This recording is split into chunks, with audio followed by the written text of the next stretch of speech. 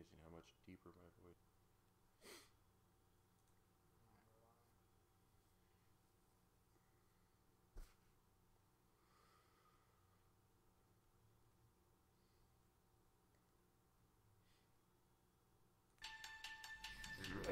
Walker Talker.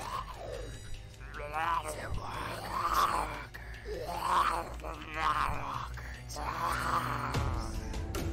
Welcome to the Walker Talker. Welcome to the Walker Talker.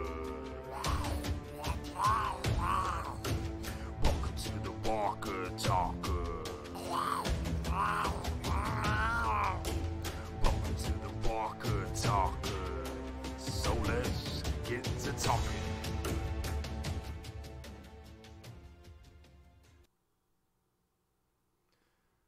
Welcome to the Walker Talkers indeed, and welcome back to PanNerdia. AA Ryan here, Pete, let's get to talking. and we're here to review episode 7 of season 9 of The Walking Dead, and also preparing ourselves for the mid-season finale, episode 8 of season 9 of The Walking Dead tonight, airing live in just about 30 minutes. So we got to come in and get after it real quick and discuss some things and kind of get some things off our chests about someone in particular that we will miss. Yes. But we will get to that as the review goes on. Should we kick it off with an opening scene? Let's go ahead and kick it off with an opening scene. Mind if I set it up? Because it's a quick little snippet. Yeah. Basically, to set this scene up, it starts with Henry. He follows Daryl to the dog, which is named Dog, by the way. Love it. Dog is found tied up by two walker trap ropes and is surrounded by an assortment of walkers trapped and dragging themselves through the tangled wooden trap spot. More than one walker is snagged in place. Maybe it's a whisperer doing, I don't know. Daryl takes charge, and Henry's, Henry rescues Daryl basically as Daryl rescues the dog. Right. But really, who puts their best foot forward in this scene? Let's see, shall we? Let's check it out. And hey, Yes. Platinum Productions, thanks for joining us as always, man. Right on time. Forward. Here we go. You remember this scene? Sorry for the little editing error here at the beginning. The rendering didn't work out as best, but it'll pop back into motion right here. Okay, just sticking him like he knows what's up. He had to pull out his extra knife for that. He's even like, Henry's like, okay, I think he's got it. Oh! Ooh. It's on my strings right Oh! now. Oh, God. Oh, it's still on the stub. On the stub, he's and then still it pogoing. stub into a hole in the ground, and then Henry just Spartan style, just getting after it. I loved it, man. It was a great little scene there. We have to open up with that. That was like the best thing to feature, I think, in the whole episode. It was great. There was another scene I debated on. It was when they were fighting. The new group was fighting like those walkers in that kind of little junkyard area. Yeah. And then they ended up stumbling across their old friend. Their former stomping ground. Right. Yeah. So, yeah, great scene, though. But, should we do a little reactions? I would like to get something off my chest real quick. Yeah. What's up? Before we get into a synopsis, what do you got to talk about? What we got here? I got a little bit of reaction here that, well, it's Bush League BS, man, on how they perhaps silently wrote off Laura Cohen. Yep, Maggie and son Herschel happily moved to Georgie and the twins community. I can't believe how accurately we predicted this in last week's Walker Talkers. Oh, yeah. I mean, we almost word for word is crazy. But, I mean, I know we're keeping track of things with the actors and actresses and stuff outside of the show. But we didn't think that, you know. Regardless of us kind of knowing that it was going to happen soon, they didn't give her a proper send-off, regardless. And I'll tell you what, that Talking Dead show tells no lies. When they have that poster on their set, and it doesn't have Maggie Green anywhere on there, it's like, that's a big warning sign. It's kind of like they used Rick's last episode as a shield to, just kind of shove it off to the side for fans that Maggie's also going. Yeah. Like, we couldn't let them know that two OGs are going from the show at the same time. But instead of a helicopter send-off or a hero sacrifice, Maggie, the widow herself, Maggie Green I guess, she just vanishes in a couple conversations like, bullcrapple, Mr. Gimple. You know what I'm saying? Like, in a couple conversations. I mean, really, a couple conversations and like a letter saying, oh, she's doing great. They couldn't even just like, if they kind of knew that this was going to be happening soon, couldn't they have just filmed some extra scenes of her like getting on helicopters with Georgie and stuff, or like some just little scenes? They could have set up a little I wonder, corner though, somewhere within the 6 years, if something of her departure they at least write in somewhere has to do with the X scars, the brandings they all. Well, have. I did read something today somewhere on happen. Twitter that we will find out soon. It was an interview with who was the interview with? I forget off the top of my head right now. But in the interview, they said that later this season they will reveal how Daryl and Michonne got the X's. So we'll find that out soon enough. If you guys have been wondering, but yeah, needless to say, we're pretty pissed about the Maggie thing, though. Sure enough. But yeah, should we go ahead and jump into a synopsis? Absolutely, here, I could do a little short synopsis. Let's do it. Let me get everything kind of situated 3, here. 2, graphics, Boom. 1. All right. Well, this story. Hold on a second. We miss Rick too, man. My glasses are falling off here. We definitely miss Rick too a We do. lot, and with yeah. Maggie being vanished. Yeah, we're going to get into that a little bit more, but the synopsis for this episode we're reviewing right now, the story is a 3-part, basically, brought together towards Hilltop, and just after Rosita is recovered. One part is Michonne and Siddiq transferring Magna's group to the Hilltop, and their findings along the way, including Michonne finally finding out Maggie's status, like she's gone, like she's been gone for years, perhaps. Another part is Aaron connecting with the new leader of Hilltop, Jesus, on the matters leading to kind of having a united time again, where the communities all, come together. The third part is Carol leading Daryl and Henry down the paths of each other's lives by like sending them together to Hilltop to see what's going to come about that. Like she trusts him more than anyone else. Right. And then, well, as Rosita's followed, watched, then conveniently rescued, the Whispers are making their own findings as plans are unfolding in their favor. Yes. Don't you feel like they're slowly kind of dissecting our groups? The Whispers are. They are. Before making a final. And that's a good observation too. I think that they pretty much are. Because these last few episodes haven't been the most exciting. We'll say it. Right. But they've had their moments. But ultimately, when you break it down like that, yes, perhaps these episodes were really just a study of our groups, kind of through not necessarily the eyes or the perspective of the Whisperers, but with the notion behind that they are indeed watching our group. And I have to say though, one of the scenes that were good, that were actually good though, I have to say, watching the opening scene with Rosita running, it felt like her time was running out. Really felt like a horror movie. It was generally scared and totally she was dehydrated and in a daze. You thought, oh, she's the first one down. And in fact, she did go down. She passed out, and I can't remember if that episode somebody ended up finding her or not. But in the previews, which we'll see later, she's in fact alive. Yes. But she just has been running and tripping over stuff, I'm sure, 'cause she looked beat up. Yeah, the thing was, I might mention it again later, but the whole flare gun right next to her thing, I'm pretty sure the Whispers were doing that so then they could see, okay, where are they coming from? Oh. The people from our communities, you know what I mean? Yeah, I forgot about the flare gun too. The flare gun, yeah, I man. forgot about that. That was oh today, great, too. here comes Aaron and Jesus, they know where they're coming from. And this thing is, the only good news is the flare was really close to where Jesus and Aaron were hanging out. They found Rosita, and right? they were in off the grid from Right. Hilltop, so they were entering Whisper territory probably, right? At least, And it happens to be the same territory where maybe Rick flew off in the helicopter and where Magna's group was found camping out before they got rescued. Right, it's interesting, I'm man. confused a little bit on the Yeah. geography of it, but there were plenty of outcomes to talk about. Rosita gets rescued and lives to add to the clues that we've been talking about just now. Mm-hmm. Magna and Luke's group are increasingly vindicated with all these little incidences that happen along the way. Hilltop is doing fine and is thriving with crops, livestock, multiple specialist jobs like blacksmiths, plumbers, construction repair guys, etc. Maggie, Kid Herschel, and even that Alden guy that we don't really like, Jersey Boy, their vacancies, though, are filled by Jesus, Henry perhaps, and Tara. Wait. So Alden, he's with Maggie?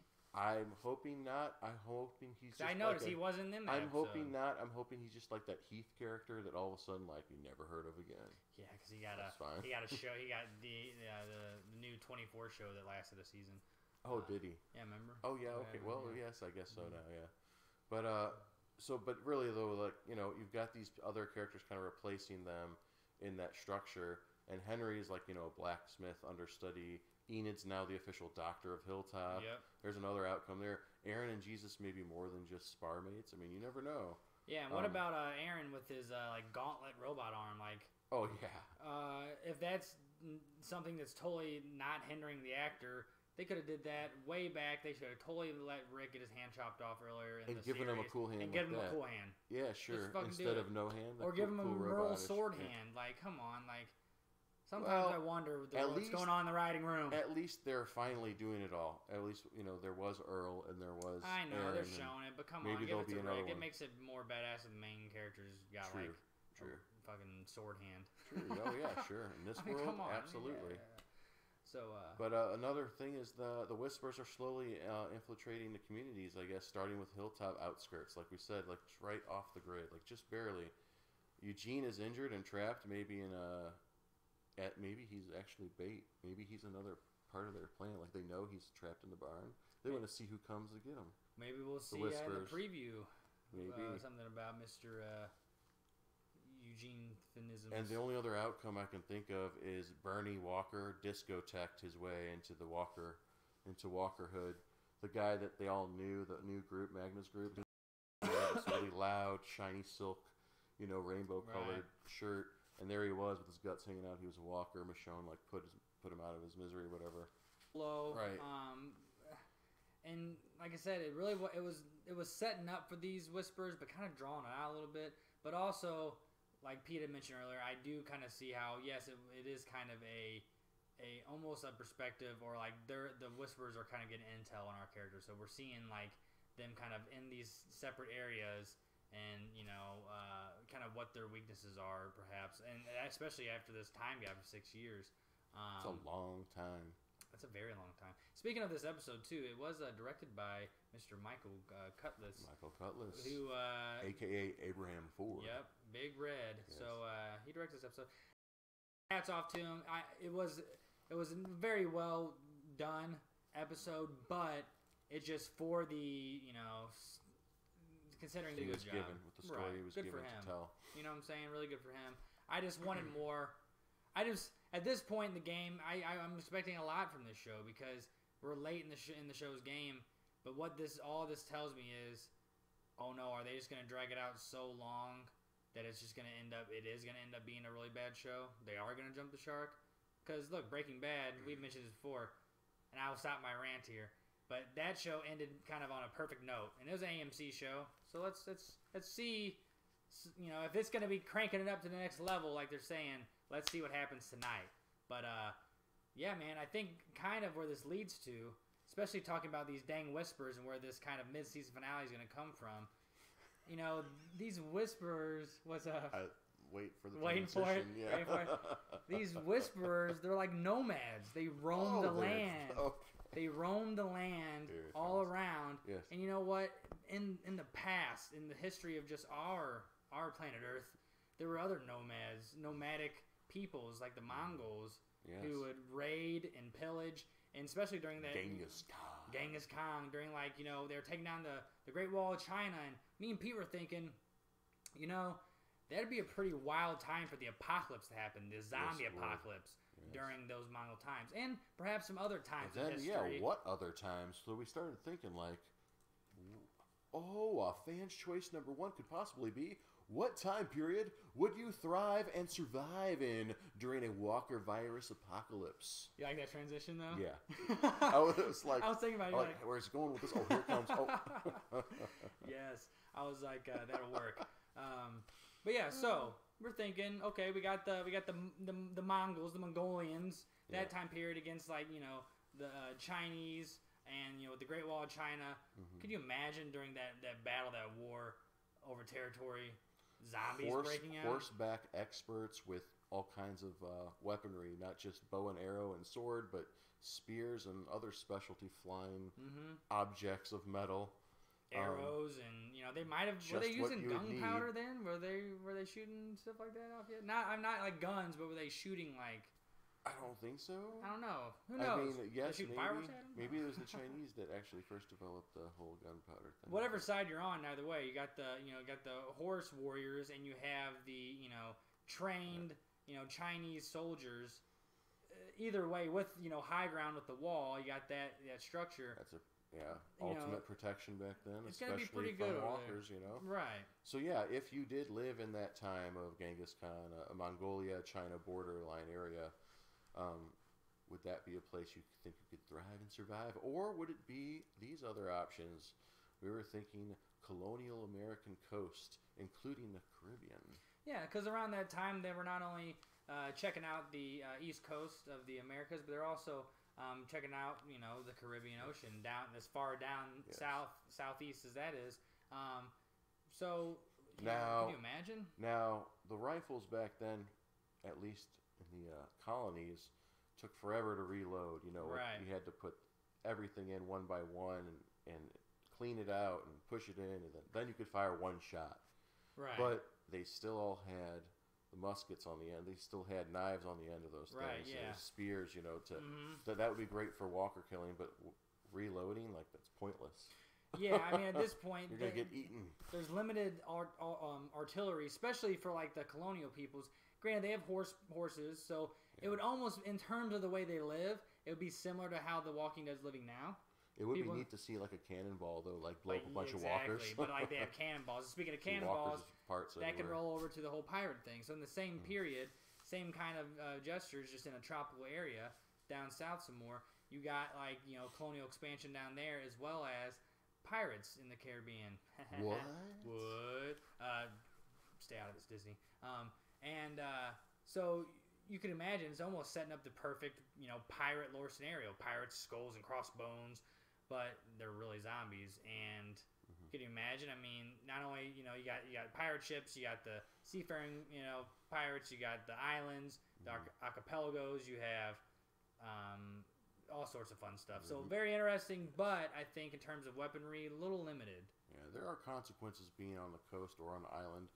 Walkers can just wash up and walk right up on the beach, and they're ready to eat. Dinner time. Well, our other choice was our final choice here, medieval Crusader time. A time of torture devices, a time of iron weaponry, a time of full metal mounted, horse mounted cavalry. So lots of weapons, but really harsh time. Lots of disease, lots of viruses, plagues. The Crusades were very bad. Innocent people died all over the place.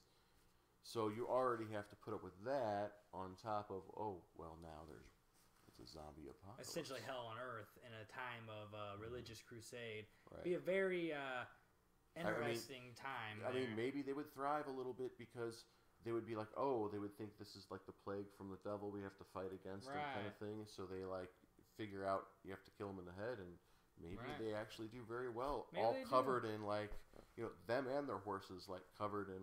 But I feel like it would almost shields. Spread even faster in a time like that. True. Hey, it would be a great scenario for a cool horror movie or franchise to have a zombie apocalypse set during a time like that. It'd be dark, grim, gloomy, gothic. People are dying of medieval. Diarrhea. Right. I mean, now they've got to run from a zombie while they're having dehydrated the and run the runs.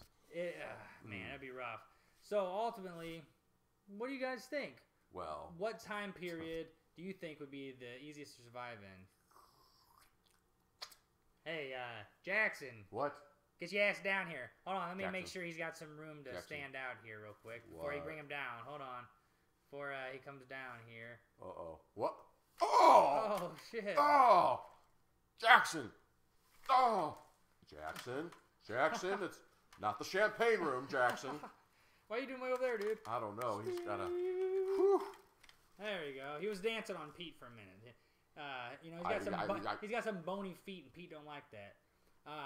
But Jackson, what do you got to say? Who do you think? What time period do you think would be the best to survive in? Oh. I mean, hey, why don't you stay a while, too? God, I just ripped it right out of his cavity. I know, right?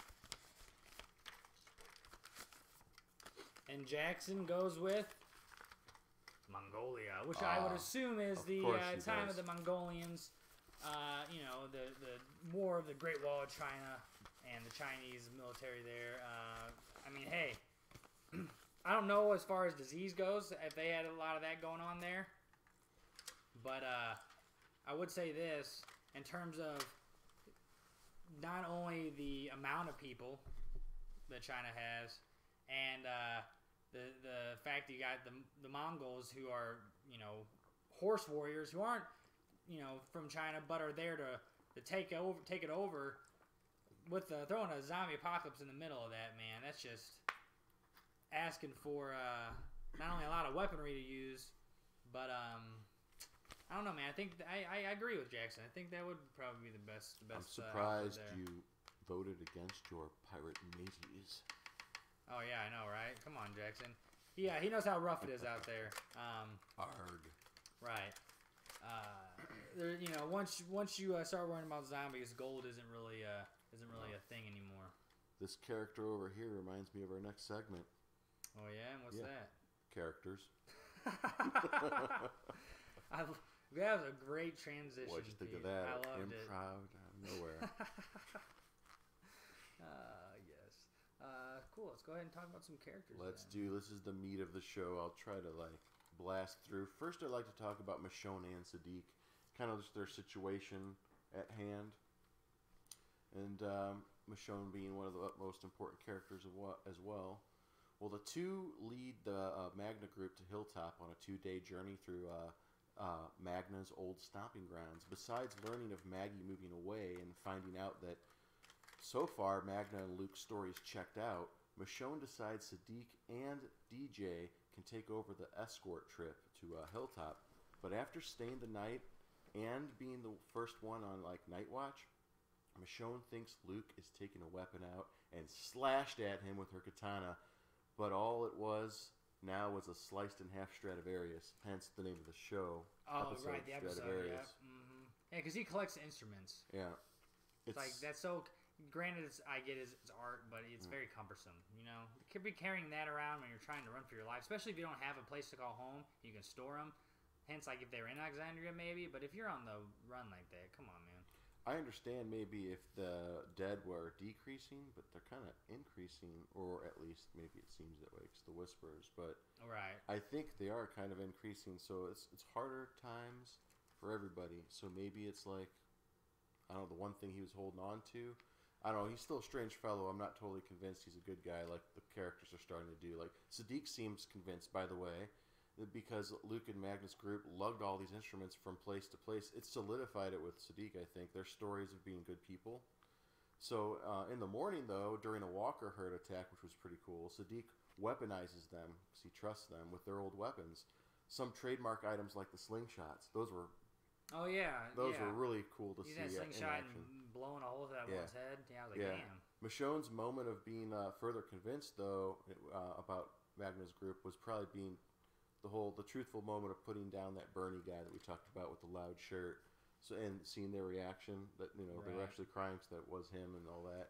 So Michonne was probably convincing that, I guess at that point I'm thinking she's like, maybe since Maggie's is gone, I should just go ahead and check out Hilltop, see what's going on. Yeah, they get intercepted by the Hilltop people, and she's like, "Go ahead and tell them that we're all coming."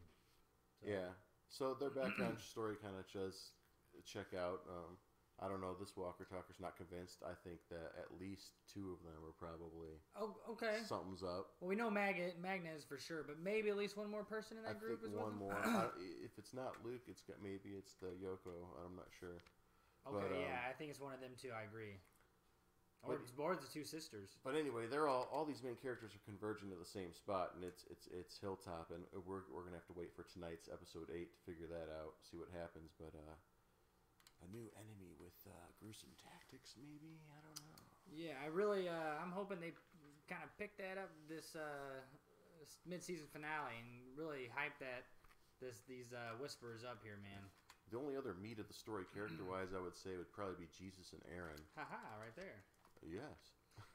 Perfect timing. Perfect Pete. timing. Right. As we learn, they call him Perfect Timing Pete. By the way. Wow, I like that. He's a human metronome.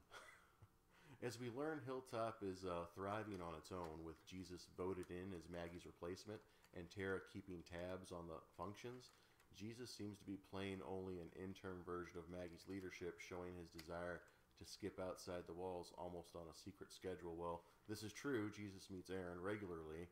They both are violating each other's security protocols, I guess you could say, including keeping Michonne in the dark about Maggie leaving who knows how long ago. Jesus and Aaron, though, meet off-grid to spar, by the way. Mm-hmm. It's looming ahead, and it's a chance for all the sides to unite again. And it's Jesus and Aaron. At first, they see Rosita's flare gun, and that's why I'm saying she didn't have. I don't think she had a flare gun. You think she had that in her bag, and all of a sudden it was laid out? Maybe they're just, they're doing it as the whispers. They want to see like where people are at. They probably use them. I can see them using them. Right. One more little interaction with some characters I want to mention. And we kind of talked about it as the review has gone on. Not necessarily Daryl and Henry, but Daryl and Carol. Carol found Daryl last episode 6, and Daryl's pretty much been living under the bridge that blew up. He's been like away from civilization. You figured 6 years later he'd be some sort of leader, kind of. Right. But he's just out there, kind of still looking for rip parts, man. Yeah, and like got his dog named Dog, and excellent, which we've mentioned. But he's just living out there. He's kind of going back to his wild ways and going live it rough again. Yep. And Carol's going out there to connect, and Henry seems to not even remember Daryl at all. It's almost like his first time meeting him again. And at first, I was kind of like, oh, is he going to think like Carol's got some for Daryl? But I think he kind of realizes, okay, they kind of have like a brother-sister bond going on. And I think this episode, even for me as a viewer, he sees the trust there. Has fully shown that for me too. Because I went back and forth as the seasons went on. I was like, do they have like this brother-sister thing, or is it more like Carol does really like Daryl, but they know they're kind of apart age-wise, so they kind of don't do anything? If Ezekiel's head ends up on a pike like the comic, then I think maybe they will hook up. Maybe they'll just go for it. Yeah. Who knows? But interesting stuff with them. I always like their interactions. And hey, they signed those mega contracts, so we'll see plenty more of it. Carol's character, Carol asked him to chaperone Henry the rest of the way. Mm-hmm. I guess she was going to turn around, head back, help out with setting up for the whole fair thing, I guess, right? But he never found Rick's body, and he's been a troubled dude, Daryl. But after a close call with the walkers and Dog, Daryl is puzzled on how his dog has just so happened to get caught up in those traps. I'm convinced that's also a whisper thing. Yep. They're like playing games. Yeah. Yeah, they totally are. I mean, I was wondering the same thing. Because like they could easily just like jump on them, but they're playing games. They want to see where they're going because they're going to finally find Hilltop. They're like, all these people are coming to Hilltop. So if they could be following all these groups we've talked about tonight. Yep. And it all converges at the walls of Hilltop, I think. But we'll see. Maybe not. The Walker Army. Yeah. Right. But yeah, so I guess our next section here would. Can I share a fun fact real quick? Absolutely, I love fun facts. Daryl's Walker half-foot, the barbecue dinner for the dog. Remember? It was like, yeah, it was like full dog would keep bringing like hands and feet and shit. Right. It was indeed a masterfully carved, cooked, and colored chicken breast. Oh.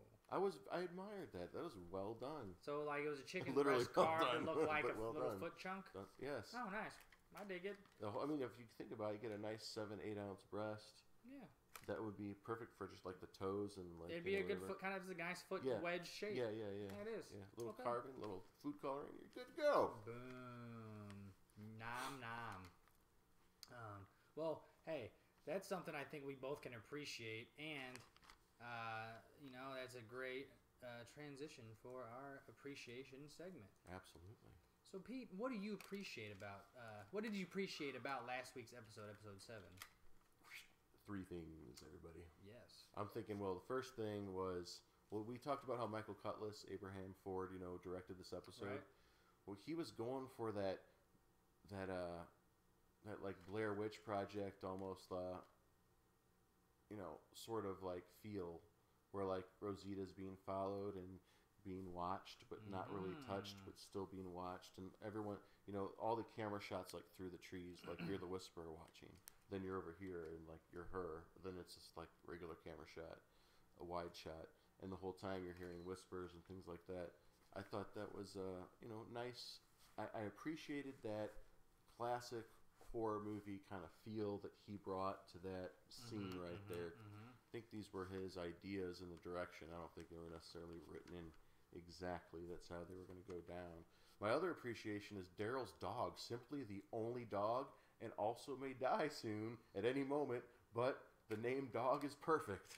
Yes, it is. That's my other Very much appreciation. So. And finally, the slingshot walker kills by Connie and Kelly, whatever those characters. Yeah. I mean, I wouldn't mind like seeing that in slow mo. Matter of fact, I might go back and watch that in slow mo. Yeah, those are great. I loved seeing the slingshot head explosion. How about this? Since you just named some great things that you appreciated, things I agree that I appreciate as much. Cutlass, directing, everything about that. I appreciate all those. But I'll play devil's advocate here, and I'll say something I did not appreciate about this episode, and it was how they wrote off Maggie. Oh. And we'll get more into that. De-appreciation. Yeah, you gotta change that right there. It goes across the screen. Like a stamp. De-appreciation. Maybe that's something we'll consider for next season or the next half season when I get some more graphics. We're always updating here at PanNerdia. Yeah, I'm saving that for my final blast. I think I'll talk more about it in Final Blast. I'm moving on from appreciations now though, because hey, that was a cherry on top right there. Okay, but that goes ahead and leads us into our Fans' Choice number 2, and of course rolls us into our final segments of predictions and previews. And Fans' Choice number 2, of course, is who's going next, and by that is who's going in the mid-season finale. Who's next? Who's going? Is somebody leaving the cast in this mid-season finale, Pete? You know what? Well, I don't know for sure. I haven't read like I had earlier in the season about the comings and goings off camera, but I do know this. Michonne, I don't think she's signed on for a season 10, even though she's probably still signed on throughout all of season 9.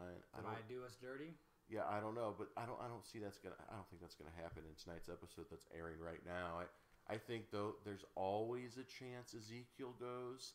There's always a chance Eugene is the bait for Whispers to use, and he might end up, not getting rescued after all. He might be like, he gets rescued from the barn, but on the way, like you never know. But I mean, he's an important character for the future. But no Carl, no Rick, no Maggie. Like it's why would that surprise you, right? So who's next? Is it Michonne?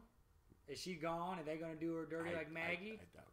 Is it Eugene? Because he's still on the run. And perhaps, he's sung his last song by, saving the squad with the de facto bullets that are bad. Or is it, what's the other? Ezekiel. Because, he's back at the fair doing his things. Maybe, like, Carol shows up, like, what? The fair's not ready.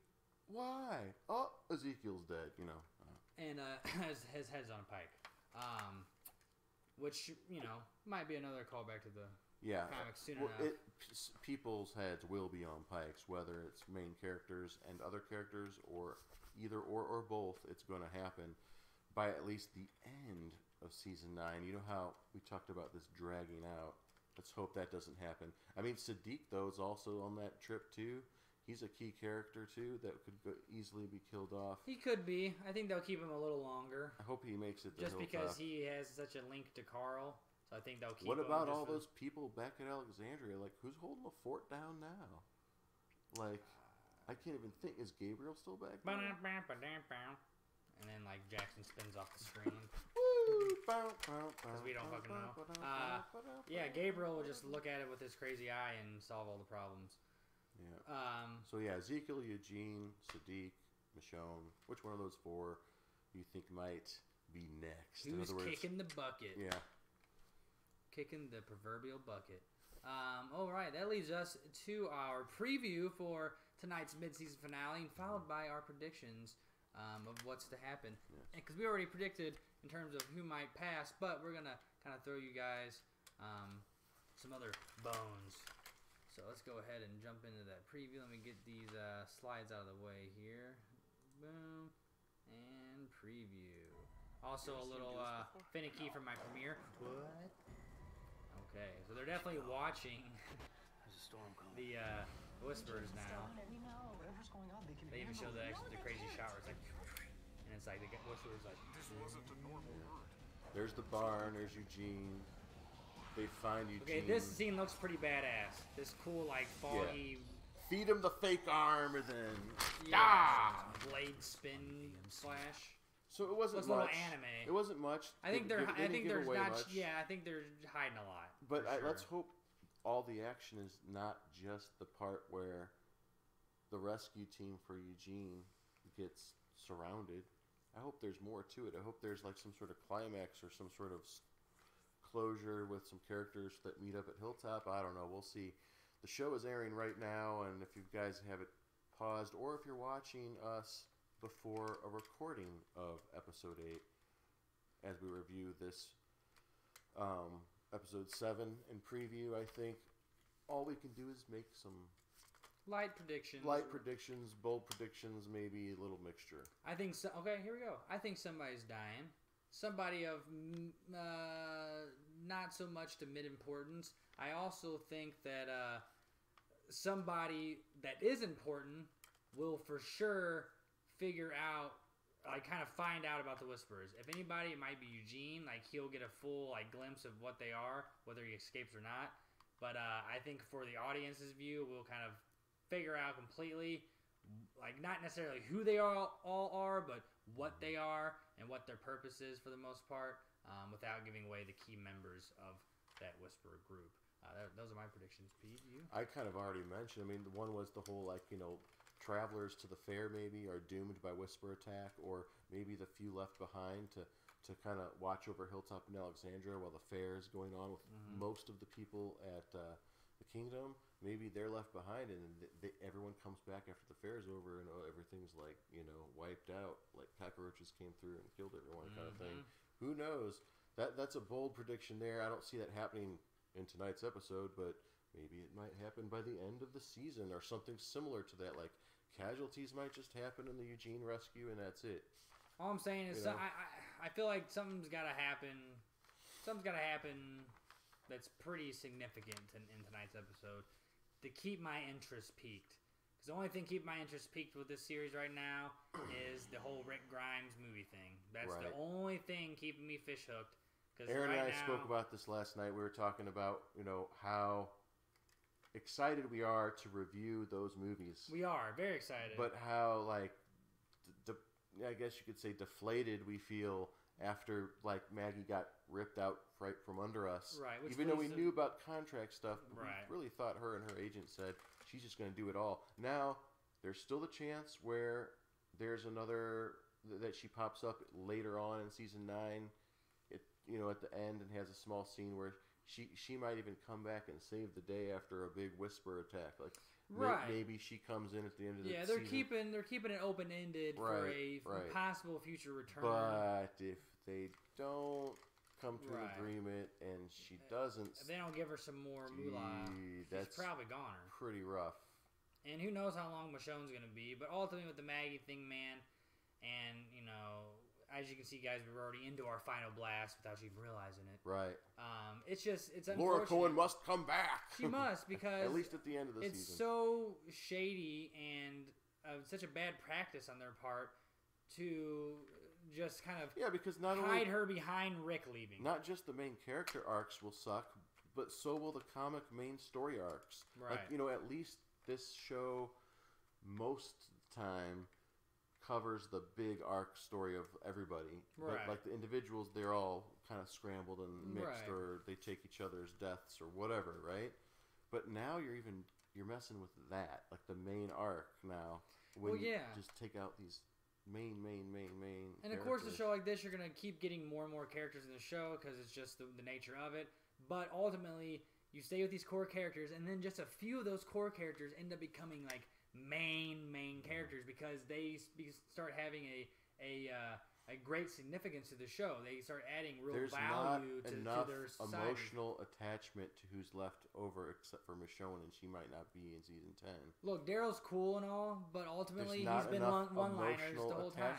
Though, to he's him. never had like a He's never had like There's fandom as hell, man. Right. He's got fandom through the roof, but like the emotional attachment. Like Maggie was going to be a leader, right? Maggie, Rick, Daryl never Carl, strived to be a leader. What's holding Carol on is the fact that she's always came in to be that ultimate badass, and that's what keeps her as a significant. Daryl kind of is hanging on, and everybody else kind of around him is hanging on. The only other people that really had something going, really the only like three is Rick, Michonne, and Maggie. You know, Rick being who he is, Michonne being who she was, kind of a multifaceted person in the apocalypse in terms of leadership, and then Maggie finally rising to who she needed to really be and being a leader, and now they're just, granted they're riding her as learning to be even a greater leader by going to this other society, but again, they could have did it so many ways. They could have filmed more scenes to show her kind of interacting with them more. They could have wrote it and kind of eased our pain a little better. We want our Maggie back. But for that shadiness they pulled, the fucking hide her behind the wall that was Rick leaving. Don't go, Laura. The wall that was Rick leaving, and they hide her behind it, and then just be like, oh yeah, she's gone too. But remember, Rick's gone too, and we're coming back with Rick movies. And we're like, but Maggie. And they're like, yeah, but Rick movies. But we're like, but Maggie, though, what you guys is fucking... But they're like, Rick movies. And you're like... A little pacifier, It is. It's just... Well, speaking of... Carried over the head. Speaking of Rick, my final blast, I have to say this, and I'll end it with a quote from Andy Lincoln himself in that last interview he had over in England. And it sums up the craptastic domino effect we just discussed. And he said of his departure of the show, quote, without Carl, what is the point? And that's where we'll end it. You guys go ahead and chew on that. And we'll go ahead and walk our asses back here and have a rave with the walkers. And see you guys next time for the mid-season finale review of Season 9 of The Walking Dead. Enjoy tonight's episode, and we'll see you guys next weekend. Where we'll get to talking one final time. Yep. One final time, at least for now. We'll see you guys after the holidays. We'll update you. Stay tuned on PanNerdia. Enjoy the enjoyment. Yeah.